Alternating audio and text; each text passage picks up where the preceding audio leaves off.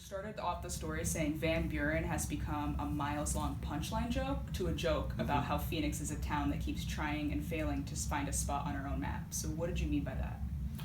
Well, the first part is that, so Van Buren, like a lot of parts of any big city, fell on hard times or became sort of disreputable after about 1970.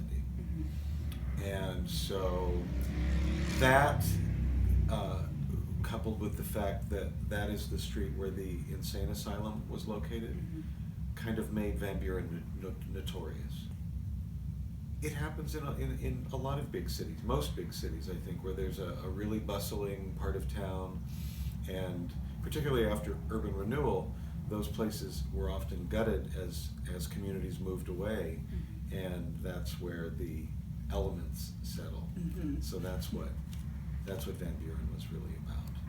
I think I've published at least once this very true story about how the very first place I ever went when I got my first car, I went and I picked up my friend Brian and I said, we're going to Van Buren to look at prostitutes. And it wasn't, I mean, we were teenagers, we were not shopping. I just wanted to see, was it true? Yeah. And sure enough, as people were more likely to drive here from wherever they lived, New Mexico or Los Angeles, they would stay on the freeway. 70 It was probably 2 lanes, one going each direction. But you could start in your hometown and end up in ours.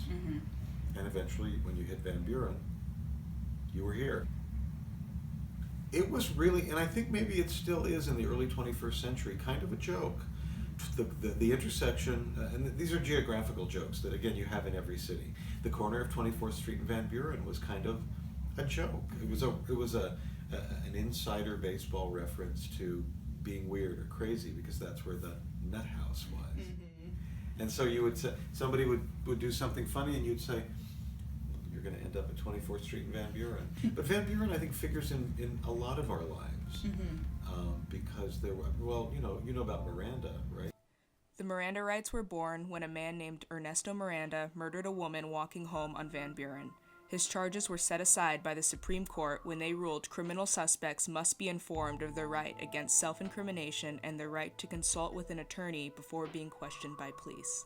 I think it's true, though, like I said, in any city that has a main drag that lasts for more than a decade or so, is more things are likely to happen there than, say, at the corner of 2nd Street and